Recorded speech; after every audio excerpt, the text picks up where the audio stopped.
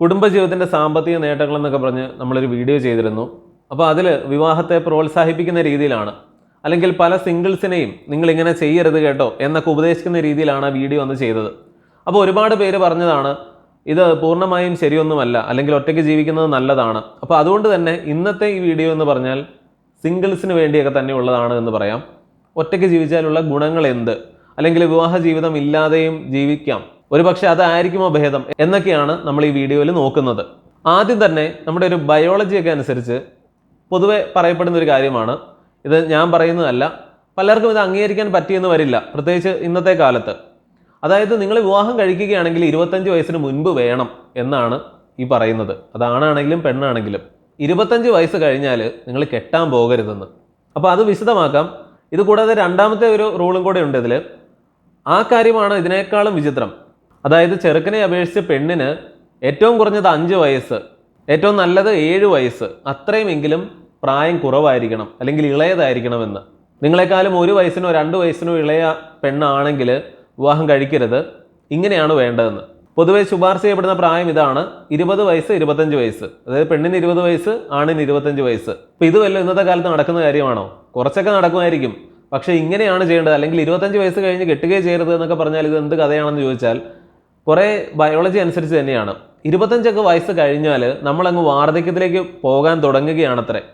നമ്മൾ പൊതുവേ പറയും നമ്മൾ 100 വയസ്സ് വരെയൊക്കെ ജീവിക്കും, അതൊക്കെ വെറുതെയാണ്. യഥാർത്ഥത്തിൽ ഒരു 30 വയസ്സാകുമ്പോൾ നമുക്ക് ആ ഒരു ചിന്തയുണ്ട്, യൗവനം തീരാറായി, അല്ലെങ്കിൽ 40 വയസ്സായാലും ആണുങ്ങളൊക്കെ യൗവനമാണെന്നൊക്കെ പറഞ്ഞുകൊണ്ടിരിക്കാവുന്നേ ഉള്ളൂ. ബയോളജിയൊക്കെ അനുസരിച്ച് നോക്കിക്കഴിഞ്ഞാൽ ഒരു 25 വയസ്സ് കഴിയുമ്പോൾ തന്നെ നമ്മുടെ ഹെൽത്ത് താഴോട്ടാണ്. പിന്നെ നമുക്ക് പഴയതുപോലെ അത്രമാത്രം എനർജിയോ സൗന്ദര്യമാണെങ്കിലും ഒക്കെ കുറഞ്ഞു പോകുന്ന ഒരു സാഹചര്യം തന്നെയാണ്. സൗന്ദര്യത്തിന്റെ കാര്യത്തിലാണെങ്കിൽ സ്ത്രീകൾക്ക് വളരെ പെട്ടെന്നായിരിക്കും ഈ മാറ്റം സംഭവിക്കുക. ഒരു പുരുഷൻ ഒരു 35 വയസ്സ് വരെയെങ്കിലും ശരാശരി ഒരു സൗന്ദര്യം നിൽക്കുമെങ്കിൽ ഒരു സ്ത്രീകൾക്ക് അതൊരു 30-നപ്പുറം പൊതുവെ പോകുന്നില്ല എന്ന്. അപ്പം അതുകൊണ്ടാണ് പറയുന്നത്, നിങ്ങൾ വിവാഹം കഴിക്കുന്നെങ്കിൽ 25-ന് മുമ്പ് കഴിക്കുക. യൗവനം അങ്ങ് ചോർന്നു പോകുന്ന അവസ്ഥയിൽ പിന്നെ നിങ്ങൾ ഇതിന് നിൽക്കരുത് എന്ന് കരുതി അങ്ങനെ ചെയ്തു കഴിഞ്ഞാൽ എന്തെങ്കിലും പ്രശ്നമുണ്ടെന്നോ ഒന്നുമല്ല പറഞ്ഞത്. ഇതിൻ്റെ കാരണമായിട്ട് പറയുന്നത് ബയോളജിയേക്കാൾ കൂടുതൽ ചില ഫിലോസഫികളൊക്കെയാണ്. അതായത് നമ്മൾ എത്ര വർഷം ഇന്നത്തെ കാലത്ത് ജീവിക്കും, അതായത് മനുഷ്യൻ ഏറ്റവും കൂടുതൽ ജീവിക്കുന്നത് ഇന്നത്തെ കാലത്താണ്, ആയുർദൈർഘ്യം ഇന്നാണ് ഏറ്റവും കൂടുതൽ. എങ്കിലും നമ്മൾ ഈ 100 വയസ്സെന്നൊക്കെ ചിന്തിക്കുന്നതിൽ കഥയില്ല. നമ്മുടെ ചുറ്റുപാടുമൊക്കെ നോക്കുക, ഒരു 60 വയസ്സ് എടുക്കുന്നവനാണ് മിടുക്കൻ. 60-70 വയസ്സ് വരെയൊക്കെ നമ്മൾ ജീവിക്കുമെന്ന് കണക്കാക്കിയാലും മതി. ഇനി അത് തന്നെ ഒരു 30 കഴിഞ്ഞാൽ നമുക്ക് അവശതകളും അല്ലെങ്കിൽ ഓരോ വേദനകളും ഒക്കെ വന്നു തുടങ്ങുകയാണ്. അങ്ങനെ ഇരിക്കെ ഒരു 30 വയസ്സ് നിങ്ങൾക്ക് കഴിഞ്ഞാൽ നിങ്ങളുടെ ജീവിതത്തിന്റെ പകുതിയും കഴിഞ്ഞു എന്ന് തന്നെയാണ് അർത്ഥം. 30 കഴിഞ്ഞാൽ പാതിയും കഴിഞ്ഞു എന്ന് തന്നെ കരുതുക. ഇനിയിപ്പോൾ 70-80 ഒക്കെ നിങ്ങൾ ജീവിച്ചാലും നിങ്ങളുടെ ഹെൽത്ത് എങ്ങനെയായിരിക്കും, നിങ്ങളുടെ മാനസികമായ ആരോഗ്യം, അല്ലെങ്കിൽ ഒരു പ്രസരിപ്പ്, എനർജി, ഇതൊക്കെ എങ്ങനെയായിരിക്കും എന്ന് ചിന്തിക്കുക. അതായത് നല്ല പകുതി കഴിഞ്ഞു. അതെന്തൊക്കെ പറഞ്ഞാലും കുട്ടിക്കാലം, കൗമാരപ്രായം, അല്ലെങ്കിൽ യൗവനം, ഇത് തന്നെയാണ് നമ്മുടെ ഏറ്റവും നല്ലൊരു ടൈം. എല്ലാവർക്കും സംശയമൊന്നുമില്ലല്ലോ. നിത്യ യൗവനം വേണമെന്ന് ചോദിച്ചാൽ ആരും വേണ്ടെന്നൊന്നും പറയില്ലല്ലോ. അപ്പോൾ യൗവനം കഴിഞ്ഞാണ് നിങ്ങൾ വിവാഹം കഴിക്കുന്നതെങ്കിൽ എന്താണ് പ്രശ്നം? അവിടെ ബയോളജി അല്ല ഈ ഉദ്ദേശിക്കുന്നത്. പിന്നെ നിങ്ങൾ വലിയ ഉത്തരവാദിത്തങ്ങളും വലിയ അധ്വാനവും ഒക്കെ ചെയ്യാൻ പോകുന്നത് ശാരീരികമായി നിങ്ങളുടെ അവശതകൾ തുടങ്ങുന്ന സമയത്തായിരിക്കും. ഒരു സ്ട്രഗ്ലിംഗ് പീരീഡ് ആയിരിക്കും എന്ന് തന്നെ പറയാം. സാമ്പത്തികം ഒന്നാമത്തെ കാര്യം. പിന്നീട് നിങ്ങൾക്ക് സ്വകാര്യമായി ഉല്ലസിക്കാനൊക്കെയുള്ള സമയമൊക്കെ കുറവായിരിക്കും. മൊത്തത്തിൽ ഒരു ഓട്ടപ്പാച്ചിൽ തന്നെയായിരിക്കും. അല്ലെങ്കിൽ പലരും പറയുന്ന പോലെ ഞാനും പെട്ടു എന്നൊക്കെ പറയാവുന്ന രീതിയിലേക്ക് ഒരു ബുദ്ധിമുട്ടിലേക്കാണ് പോകുന്നത്. ഇതൊക്കെ പറയുമ്പോൾ ഒരു കാര്യമുണ്ട്, സിംഗിളായിട്ട് ജീവിക്കണമെന്നോ അല്ലെങ്കിൽ വിവാഹം കഴിക്കരുതെന്നോ ഒന്നും അല്ല പറയുന്നത്. വിവാഹം കഴിക്കണം, സിംഗിളായി ജീവിക്കരുത് എന്ന് പറഞ്ഞ് നമ്മളൊരു വീഡിയോ ചെയ്തിട്ടുണ്ട്. അന്ന് പറഞ്ഞിരുന്നു ഇതിൻ്റെ ഒരു മറുവശവും നമ്മൾ പറയുന്നതാണ് എന്ന്. അതാണിപ്പോൾ പറയുന്നത്. ഇങ്ങനെ നിങ്ങൾ വിവാഹം കഴിക്കുന്നു, കുട്ടികൾ ഉണ്ടാവുന്നു, ഇവരെ ഒന്ന് പ്രായപൂർത്തിയായി വരുമ്പോഴേക്കും നിങ്ങളുടെ പരിപ്പിളകിയിട്ടുണ്ടാകും. അങ്ങനെ തന്നെയാണ് പറയേണ്ടത്. മക്കൾക്ക് വേണ്ടി തേഞ്ഞു തീരുന്ന ടയറുകൾ പോലെയാണ് ഇന്നത്തെ മിക്ക പേരൻസിൻ്റെയും ജീവിതം. പ്രത്യേകിച്ച് നമ്മുടെ കേരളത്തിൽ ആ ഒരവസ്ഥ തന്നെയാണ്. അല്ലെങ്കിൽ യൂറോപ്പിലും അല്ലെങ്കിൽ അങ്ങനെയുള്ള രാജ്യങ്ങളിലൊക്കെ ആണെങ്കിൽ ഒരു സമയം വരെ മക്കളെ നോക്കിയാൽ മതിയെങ്കിൽ ഇവിടെ അങ്ങനെയല്ല. അമിത ഭാരമാണ് ഓരോ പേരൻസും സ്വയം എടുത്ത തലയിൽ വെക്കുന്നത്. അത് ആരും നിർബന്ധിച്ചിട്ടല്ല. അപ്പോൾ നിങ്ങളുടെ ജീവിതത്തിന്റെ നല്ലൊരു സമയം നിങ്ങൾ സിംഗിളായി തന്നെ ജീവിക്കുന്നു, അല്ലെങ്കിൽ ഒരു 30 വയസ്സ് വരെയും നിങ്ങൾ സിംഗിളായി തന്നെ ജീവിച്ചെങ്കിൽ പിന്നെ ബാക്കി പകുതിയും കൂടി നിങ്ങൾ എന്തിന് ഇത്രയും ബുദ്ധിമുട്ടുന്നു എന്നുള്ളൊരു ചോദ്യം തന്നെയാണിത്. അപ്പോൾ എല്ലാവരും ചിന്തിക്കുന്നത് എന്താണ്, ഇപ്പം ഇങ്ങനെ ഒരു തീരുമാനം എടുക്കുന്ന ആളുടെ പേരൻസും ഇങ്ങനെ ചിന്തിച്ചിരുന്നുവെങ്കിൽ ഇവരൊക്കെ ജനിക്കുമായിരുന്നോ എന്നുള്ളതാണ്. ഇവിടെയാണ് നമ്മൾ വികാരം മാറ്റിവെച്ച് വിവേകത്തോടെ ചിന്തിക്കേണ്ട ചില കാര്യങ്ങൾ. ഇന്ന് വിവാഹം കഴിക്കുന്ന ഒരു 80% ആളുകളും, അത് ലോകവ്യാപകമായുള്ള സർവേകളിൽ പറയുന്ന കേട്ടോ, ശരാശരി 80% ആളുകളും സാറ്റിസ്ഫൈഡ് അല്ല. കോംപ്രമൈസ് ചെയ്തിട്ടാണ് പല വിവാഹങ്ങളും നടക്കുന്നത്. അതായത് ഓരോരുത്തർക്കും ഒരുപാട് സങ്കല്പങ്ങളും സ്വപ്നങ്ങളും ഒക്കെ ഉണ്ടാകും. ഇതൊന്നും റിയാലിറ്റിയിൽ വരില്ല എന്നുള്ളത് അക്സെപ്റ്റ് ചെയ്തുകൊണ്ടാണ് പലരും പല വിട്ടുവീഴ്ചകൾക്കും ഒരുങ്ങിക്കൊണ്ടൊക്കെ ഒരു വിവാഹ ജീവിതത്തിന് തയ്യാറാകുന്നത്. അതെന്തുകൊണ്ടാണ് കോംപ്രമൈസ് ചെയ്യുന്നത്? എന്തുകൊണ്ടാണ്? സോഷ്യൽ പ്രഷർ കൊണ്ട് തന്നെയാണ്. അതായത് സമൂഹത്തിൽ അംഗീകരിക്കപ്പെടണമെങ്കിൽ അല്ലെങ്കിൽ പല ചോദ്യങ്ങളെ നേരിടാൻ കഴിയാത്തത് കൊണ്ട് ആളുകൾ ഇതങ്ങ് ചെയ്യുകയാണ്. അപ്പോൾ വിവാഹ ജീവിതത്തിൽ കടന്നിട്ടുള്ള എല്ലാവരും വളരെ സംതൃപ്തരാണെന്നോ ഇത് കുറച്ച് നേരത്തെ വേണ്ടതായിരുന്നു എന്ന് ചിന്തിക്കുന്നവരോ ഒക്കെ വളരെ കുറവായിരിക്കും. ഇത് കുറച്ച് വൈകിപ്പിക്കാമായിരുന്നു എന്ന് മാത്രമേ പലരും ചിന്തിക്കാനായിട്ട് സാധ്യതയുള്ളൂ. നമ്മൾ ഇങ്ങനെ ഒരു റിലേഷൻ ഉണ്ടാക്കുന്നത് വരെയുള്ളൂ അതിന് ഈ ഒരു സ്വപ്നത്തിലെ മധുരമൊക്കെ. അപ്പോൾ ഈ പറയുന്നതിൻ്റെ ഒരു ചുരുക്കം എന്ന് പറഞ്ഞാൽ ജീവിതം വളരെ ചെറുതാണ്. അതിൻ്റെ പാതിയോളം ഒക്കെ നമ്മളിപ്പോൾ ഇന്നത്തെ കാലത്ത്, പണ്ടൊക്കെ ആണെങ്കിൽ നേരത്തെ വിവാഹം കഴിക്കുമായിരുന്നു, എന്നാൽ ഇന്നത്തെ കാലത്ത് പലരും വളരെ ലേറ്റായി വിവാഹം കഴിക്കുമ്പോൾ എന്നാൽ പിന്നെ കുറച്ച് നാളും കൂടെ നിങ്ങൾക്ക് ഇങ്ങനെ തന്നെ ജീവിച്ചുകൂടെ എന്നുള്ളൊരു ചോദ്യമാണ്. അങ്ങനെ ചെയ്താലുള്ള ഗുണം എന്താണ്? നിങ്ങളുടെ ഈ ഒരു ഓട്ടപ്പാച്ചിൽ സാമ്പത്തികമായിട്ടൊക്കെ വളരെ വിജയിച്ച് അല്ലെങ്കിൽ അഭിവൃദ്ധിയിലൊക്കെ നിൽക്കുന്നവർക്കൊക്കെ ഇതൊക്കെ പിന്നെയും എളുപ്പമായിരിക്കും. സാധാരണക്കാരാണ്, മിഡിൽ ക്ലാസ്സുകാരാണ് ഏറ്റവും കൂടുതൽ ഇതിലൊക്കെ പെട്ടുപോവുക. കാരണം പണത്തിന് വേണ്ടിയിട്ടുള്ള ചെലവുകൾ താങ്ങാൻ കഴിയാതെയുള്ളൊരു നെട്ടോട്ടം തന്നെയായിരിക്കും. അതൊക്കെ എക്സ്പ്ലെയിൻ ചെയ്ത് വെറുതെ സമയം കളയുന്നില്ല. മറ്റൊന്ന്, നിങ്ങൾ വളരെ ഒരു ദുർബല ചിത്തരൊക്കെ ആണെങ്കിൽ അല്ലെങ്കിൽ വളരെ സെന്റിമെന്റ്സ് ഒക്കെ ഇത്തിരി കൂടുതലുള്ളവരാണെങ്കിൽ ഇങ്ങനെയുള്ള റിലേഷനൊക്കെ ഉണ്ടാക്കാതിരുന്നാൽ അതാണ് നല്ലത് എന്നുള്ളത്. കാരണം എപ്പോഴും ഒരു വിവാഹ ജീവിതത്തിൽ ഒരുപാട് പരാജയങ്ങൾ സംഭവിക്കാം. 28-ാം വയസ്സിൽ കല്യാണം, 35-ാം വയസ്സിൽ 2ാം വിവാഹം എന്നൊക്കെയുള്ള രീതിയിലാണ് ഇപ്പോൾ പൊതുവെ കാര്യങ്ങൾ പോകുന്നത്. എന്നാൽ ഡിവോഴ്സിന്റെ റേറ്റ് കൂടുന്നത് ആരോഗ്യകരമായ ഒരു സമൂഹത്തിന്റെ ലക്ഷണമാണ്, അത് വേറെ കാര്യം. പക്ഷേ പാർട്ട്ണറെക്കാളും ഉപരിയായിട്ട് ഇപ്പോൾ ഡിവോഴ്സിന്റെ ഒക്കെ കാര്യത്തിലാണെങ്കിൽ കുട്ടികളുടെ അവകാശം അല്ലെങ്കിൽ ഇവരെ കാണാതിരിക്കുമ്പോൾ ഉള്ള ചിലരുടെ ബുദ്ധിമുട്ടുകൾ, ഇങ്ങനെയൊക്കെയുള്ള ചില ആളുകളുമൊക്കെ ആയിട്ട് നമ്മൾ സംസാരിച്ചാൽ അവർ എപ്പോഴും പറയുന്നതാണ് ഈ പരിപാടിക്കൊന്നും പോയില്ലായിരുന്നെങ്കിൽ സമാധാനമെങ്കിലും ഉണ്ടായിരുന്നു. ഇതിനപ്പുറം നിങ്ങളുടെ കുട്ടികൾക്ക് എന്തെങ്കിലുമൊക്കെ അല്ലെങ്കിൽ അസുഖങ്ങളോ തന്നെയുമല്ല പല കുട്ടികളുമൊക്കെ ജനിക്കുന്നത് തന്നെ ഒരുപാട് പോരായ്മകളൊക്കെ ഉണ്ടായിട്ടാണ്. അപ്പോൾ ഈ പറയുന്നതൊക്കെ അതിൻ്റെതായ ഒരു അർത്ഥത്തിൽ മാത്രം എടുക്കുക. അതായത് ഇതിൽ ഒരുപാട് റിസ്ക് ഫാക്ടറുകളുമുണ്ട്. അപ്പോൾ റിസ്ക് എടുക്കരുത് എന്നല്ല പറയുന്നത്. നമ്മൾ എത്രയൊക്കെ തന്നെ നന്നായി പ്ലാൻ ചെയ്താലും നിങ്ങൾക്ക് എത്ര സൗന്ദര്യമുള്ള ഒരു പെണ്ണിനെ വിവാഹം ചെയ്യാൻ കഴിഞ്ഞാലും നാളെ എന്ത് സംഭവിക്കും എന്നുള്ളത് നമുക്കറിയില്ല. കാരണം ഇങ്ങനെ ഒരു റിലേഷനിലാണെങ്കിൽ നിങ്ങളുടെ പാർട്ട്ണർ അല്ലെങ്കിൽ കുട്ടികൾ, നിങ്ങൾ പ്രത്യേകിച്ച് വളരെ ദുർബല ചിത്തരാണെങ്കിലൊക്കെ ചിലർ പറയാറില്ലേ, എനിക്കൊരു ബന്ധം ഉണ്ടായാൽ, ഒരു റിലേഷൻ ഉണ്ടായാൽ ഞാൻ അതിലേക്ക് വളരെ തീവ്രമായിട്ടായിരിക്കും എന്ന് പറയുന്നത് പോലെ. നേരെ മറിച്ച് വിവാഹം ചെയ്യാതിരിക്കുന്ന ഒരാളെ സംബന്ധിച്ച് ഇതൊന്നും അയാളെ ബാധിക്കുന്നില്ല. അതായത് അയാൾക്കൊരു ബന്ധമുണ്ടായിട്ടില്ല, അയാൾക്ക് ഈ പറയുന്നത് പോലെ ഭാവിയിൽ എന്തെങ്കിലും ഒരു പ്രശ്നം ഉണ്ടായാൽ ഉണ്ടാകാൻ സാധ്യതയുള്ള മനോവേദകളും ദുഃഖങ്ങളും ദുരിതങ്ങളും ഒക്കെ ഒഴിവാക്കപ്പെടുകയാണ്. അതൊരു നല്ല രീതിയാണോ എന്ന് ചോദിച്ചാൽ ഇതിപ്പോൾ ഇങ്ങനെ തന്നെ ചെയ്യണമെന്ന് ആരെയും നിർബന്ധിക്കുന്നതല്ല. സിംഗിൾ ലൈഫ് സ്വീകരിക്കുന്ന പലരും പറയുന്ന ചില പ്ലസ് പോയിന്റുകളാണിത്. ഇത് പലരുടെയും അനുഭവത്തിന്റെ വെളിച്ചത്തിൽ കൂടിയാണ്. ഒരു വിവാഹം കഴിച്ചു പോയതിന്റെ പേരിൽ ജീവിതം തന്നെ തകർന്നു പോയ എത്രയോ പേരുണ്ട്. അത് സ്ത്രീകളാണ് കൂടുതലും. അപ്പോൾ അതിനേക്കാളും ഒക്കെ എത്രയോ ഭേദമാണ് സമൂഹം എന്ത് ചിന്തിക്കും എന്നതിനൊക്കെ അപ്പുറം നിങ്ങൾ ഹാപ്പി ആണെങ്കിൽ, അതായത് സിംഗിൾ ലൈഫ് ജീവിച്ചിട്ടും നിങ്ങൾ ഹാപ്പി ആണെങ്കിൽ വേറെ ഒരു പ്രശ്നവുമില്ല, അത് തന്നെ തുടരുക എന്നുള്ളതാണ്. വിവാഹം കഴിച്ചിട്ടില്ല എന്ന് കരുതി ഇതൊക്കെ സമൂഹം ചിന്തിക്കുന്ന കാര്യങ്ങളാണ്. നമ്മൾ വളരെ വിശാലമായി വരുന്ന രീതിയിൽ ചിന്തിക്കുകയാണെങ്കിൽ ഇതൊക്കെ ചോയ്സ് മാത്രമാണ്. ഒരിക്കലും ഒരു കുട്ടിക്ക് ജന്മം നൽകുന്നതൊന്നുമല്ല പേരൻസിനെ പേരൻസ് ആക്കുന്നത്.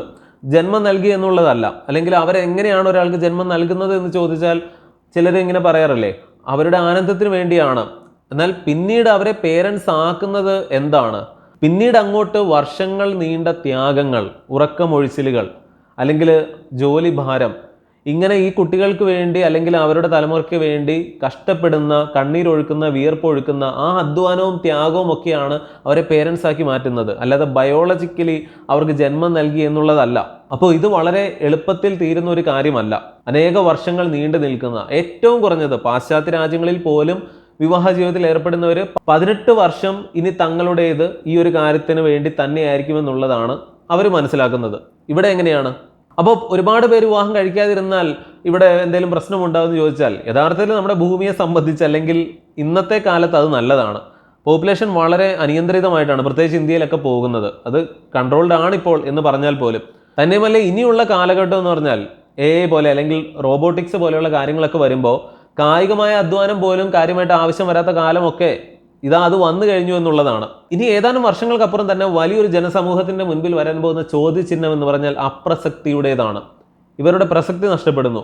കുറെ കാലം കഴിയുമ്പോൾ ഗവൺമെന്റുകൾ വെറുതെ ഫണ്ട് ഓരോരുത്തരുടെയും അക്കൗണ്ടിൽ ഇട്ട് കൊടുത്തിട്ട് ജീവിച്ചോളൂ എന്ന് പറയുന്നൊക്കെയാണ് പറയുക. കാരണം അത്രമാത്രം ആളുകളുടെ ആവശ്യമില്ലാതെ വരുന്നു.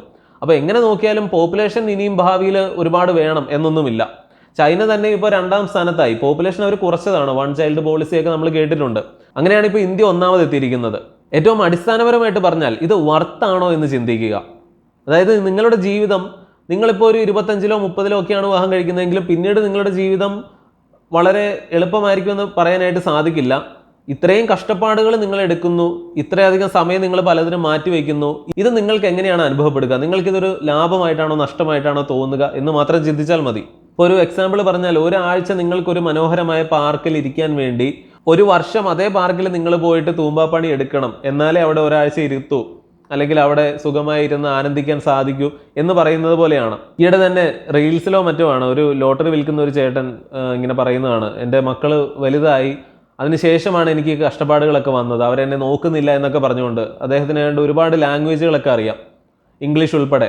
അപ്പോൾ അവരെ പോലെയുള്ള ആളുകൾ പറയുന്നത് കേട്ട് കഴിഞ്ഞാൽ, ഇന്ന് നമുക്കറിയാം പേരൻസിനെ അല്ലെങ്കിൽ പൊന്നുപോലെ മക്കളെ നോക്കിയാലും ഈ മക്കൾ വളർന്ന് വലുതാകുമ്പോൾ അവർ വളരെ സ്വാർത്ഥനാകുന്നതും മാതാപിതാക്കളെ പോയി ഗുരുവായൂർ പോലും നട തള്ളുന്നതും ഒക്കെയാണ് നമ്മളിന്ന് കാണുന്നത്. അതായത് വലിയ ദൈവവിശ്വാസമൊക്കെ പറഞ്ഞുകൊണ്ട് പോകുന്നവർ നട തള്ളിയിട്ട് പോകുന്ന കാഴ്ചകൾ പോലും നമ്മളിന്ന് കാണുന്നുണ്ട്.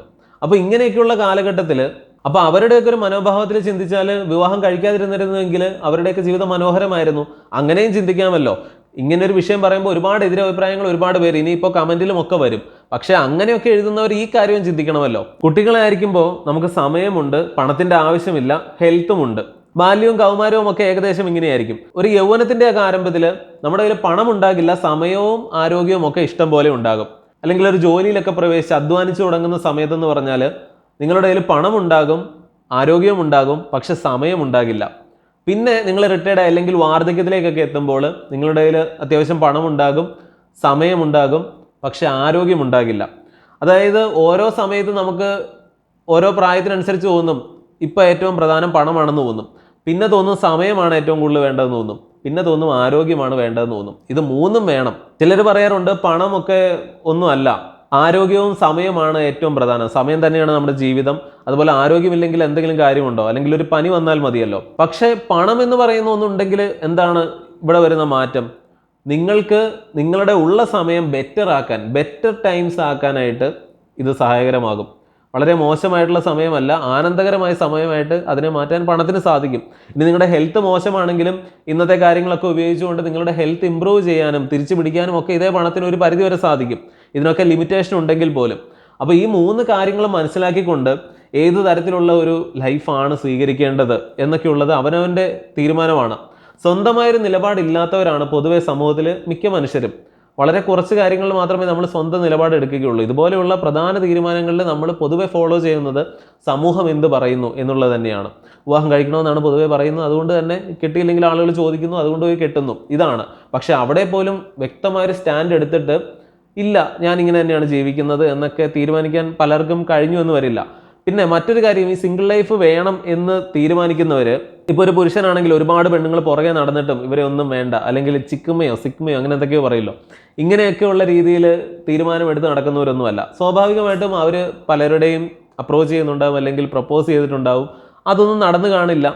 അവരാഗ്രഹിക്കുന്നത് പോലെയുള്ള സൗന്ദര്യമോ പണമോ വിദ്യാഭ്യാസമോ ഒക്കെയുള്ള പലരെയും കിട്ടിയില്ലെങ്കിൽ എന്നാൽ ഇത് വേണ്ട എന്ന് തീരുമാനിക്കാനുള്ള ഒരു നിലപാടാണ് യഥാർത്ഥത്തിൽ ഇന്ന് വേണ്ടത്. അതായത് കോംപ്രമൈസ് ഇല്ല. കോംപ്രമൈസ് ചെയ്താൽ നല്ലത്, പക്ഷേ നിങ്ങളുടെ നിലപാടനുസരിച്ച് കോംപ്രമൈസ് ഇല്ല, ഞാൻ ഉദ്ദേശിക്കുന്നത് പോലെ ആണെങ്കിൽ മതി, അല്ലെങ്കിൽ വേണ്ട, ഞാൻ ഇങ്ങനെ സിംഗിളായി നിൽക്കാം എന്നുള്ളൊരു നിലപാടാണ് യഥാർത്ഥത്തിൽ ഇന്ന് വേണ്ടത്. കാരണം ഇതിങ്ങനെ തുറന്ന് പറഞ്ഞതിൻ്റെ കാരണം എന്ന് പറഞ്ഞാൽ, അല്ലാതെ ഞാനൊരു ബ്രഹ്മചാരിയായി അങ്ങ് ജീവിച്ചേക്കാം എന്ന് തീരുമാനിക്കുന്നവരൊക്കെ വളരെ കുറവാണ്. ഇപ്പോൾ സിംഗിൾസ് ആയിട്ട് ജീവിക്കുന്നവരാണെങ്കിലും അവരുടെയും ഒരു പുറകിലുള്ള സ്റ്റോറി ഇതൊക്കെ തന്നെയായിരിക്കും. അപ്പോൾ എന്തൊക്കെയാണെങ്കിലും ഇന്നത്തെ വീഡിയോയെക്കുറിച്ചുള്ള നിങ്ങളുടെ എല്ലാ അഭിപ്രായങ്ങളും കമൻറ്റുകളാണ് നമുക്ക് ഏറ്റവും അധികം ആവശ്യമുള്ളത്. അപ്പോൾ ഏറ്റവും നല്ലൊരു കമൻറ്റ് ഇടാൻ തന്നെ നിങ്ങൾക്ക് സാധിക്കട്ടെ എന്ന് ആശംസിക്കുന്നു. മറ്റൊരു വീഡിയോയിൽ വീണ്ടും വരാം. നന്ദി, നമസ്കാരം.